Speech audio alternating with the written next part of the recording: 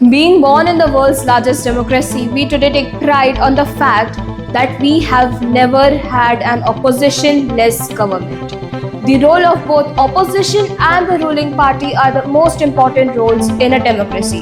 Where the ruling party forms the government, the opposition ensures to prevent the hegemony of the ruling. Good morning to all and welcome to BPS Primetime Discussion.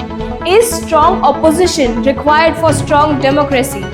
This is the topic for our today's discussion. I am your host Anushpreet Kaur Arora, and now let's shift to our today's panel.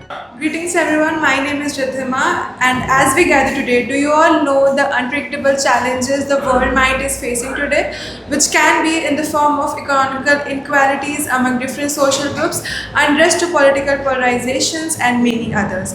Observing these complexities, it is very essential to examine that whether a strong opposition is indeed required for a strong democracy.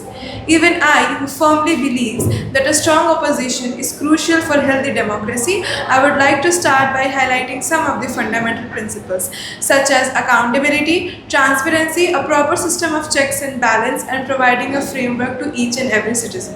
In a democratic system, the opposition serves as a vital check on the ruling authority, ensures that it is held accountable to its citizen. Democracy can only be measured with the existence of an opposition is a famous saying by a philosopher. So, when an opposition is weak or non-existent, we risk an environment where the ruling authority imposes their thoughts on people rather considering their point of view. Whereas a strong opposition acts as a counterbalance to its citizens and find an alternative use for the future. Today, as we gather here, I invite you all to share your insights on the dynamics between opposition and democracy. Thank you. Good morning, my name is Suraj. In my opinion, a strong opposition keeps checks on the power of the ruling party that no party becomes so dominant and misuse their power. Strong opposition keeps the ruling party accountable for their actions and keep transparency and responsibility in the governance. Opposing views encourage healthy debate and discussion, which are important for informed decision making. Strong opposition shows a broader spectrum of views and interests, not only those of the ruling party. Thank you. Greetings to everyone, I am Kushi, and according to my opinion, democracy thrives to collaboration rather than the opposition. Cooperative government may create more inclusive and sustainable policies. The quality of the political debate are more crucial than the mere strength of the oppositions. But in present times, opposition only focuses on the criticism which are not even constructive.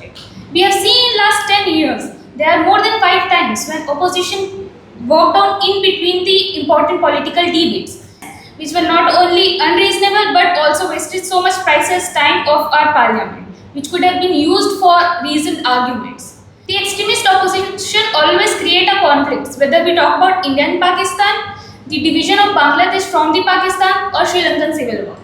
Also, too much focuses on the opposition can create a hostile political environment. So often, innovative ideas are being ignored because they come from the opposite side.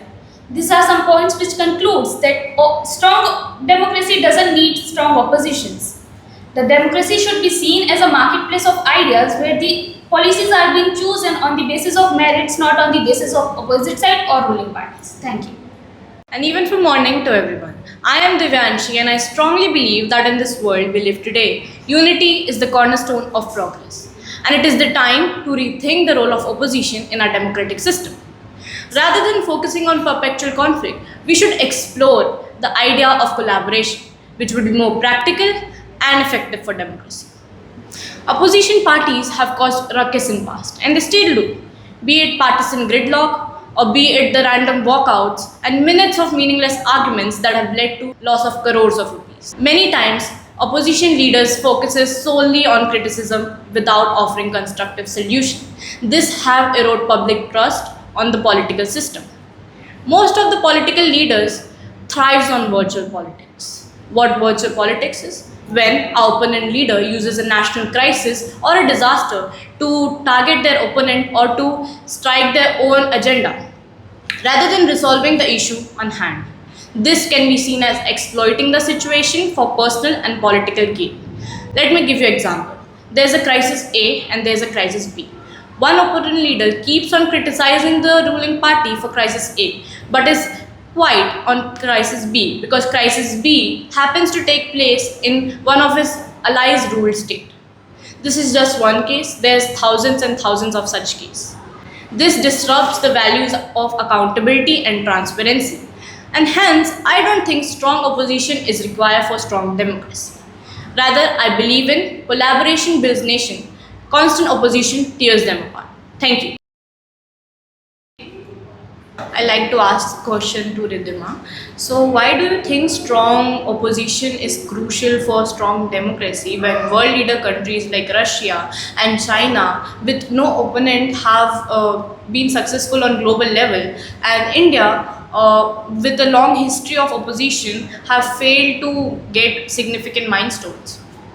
What are your views on this? First of all, the successful influence of Russia and China isn't all about democracy with no opposition. It is something about their economical crisis which they use to maintain control by suppressing censorship.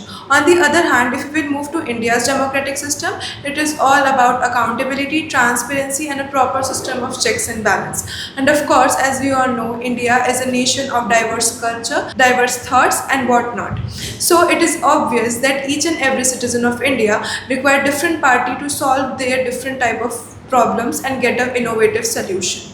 On the other hand, do you know that Russia and China have been criticized for more than 5 times for violating the human rights, for imposing censorship on their citizens?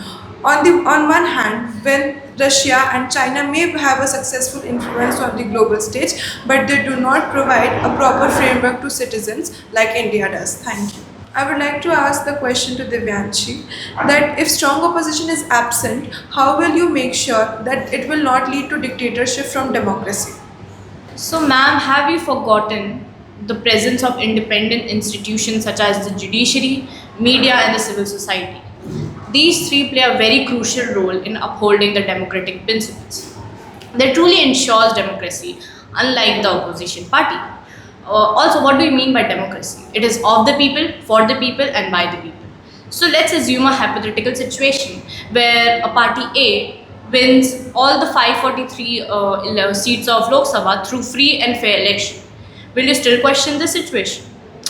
Additionally, democratic norms and values such as the rule of law, free and fair election, and respect of human rights, these are deeply engraved in the democratic system, and this makes a framework that limits the possibility of a dictatorship emerging. Moreover, the concept of federalism, where the power is divided between the central government and the regional government. This prevents the concentration of power in one entity. Furthermore, democratic societies has a culture of civic engagement and participation in active citizenry such as protest, advocacy and voting. Hence, I don't see any democratic nation sliding towards dictatorship in the near future. Thank you. So my question is to Suraj. So whatever you said that opposition can assure the checks and balances and accountability, but I think these all points are idealistic, not realistic. How will you justify your statement? In my opinion, these are not idealistic. This is very realistic. When there is a strong opposition, example a coalition government, we have seen many important policies and laws to be passed under a coalition government. For example, from 1991 to 2014 in India, we had a coalition government under which we have seen Panchayati Raj and Municipality in 1992, which brought government to the ground level. Second, we have seen Manrega in 2005, under which people got right to job. We have seen right to education in 2009, which given everyone right to education, right to information, and many more such laws have been passed during a coalition government. So, I strongly believe that a strong opposition is required for a strong democracy and improve the working of the nation. Thank you. My question is to Kushi. How will you make sure that a weak opposition leads to more development? As we have seen in USA with a strong opposition and in Russia with no opposition. See, we need to understand there are other aspects of the development. If US is developed today, it is not just because of their opposition. It is because of their vigilant citizens, their excellent policies and their way of implementation. And on the other hand, we have seen that Russia, it is very newly emerged country. It just got disintegrated from USSR in 1991. But in spite of that also, Russia is very much developed today and standing strong amongst all the nations. Russia has second most largest and strongest army in the world and holding 12th position in terms of GDP. Not only Russia, we talk about China with only one party system, it has second most largest economy. And it is just because China doesn't focus on the short term, it focuses on the long term. It not see next 5 year plans, it see next 50 years because they know they are not going to lose election. They know they have no oppositions. This is why China is developing very rapidly in today's world. In today's session, we got an analysis on how the opposition helps in keeping powers in check, in maintaining inclusivity and democracy, whereas we also got to know how opposition indulges in processes such as gridlock system, vulture politics, and how innovative ideas are ignored just because they are from the opposition. Hence, concluding the session, we got to know how a healthy relationship between the opposition and the ruling party creates a sound democracy, whereas when unsound, the opposition too can cause ruckus in democracy. That's all for today. This was your host Anushpreet Kaur Arora in VPS Primetime Discussion. Jai Hind, Jai Bharat, stay safe.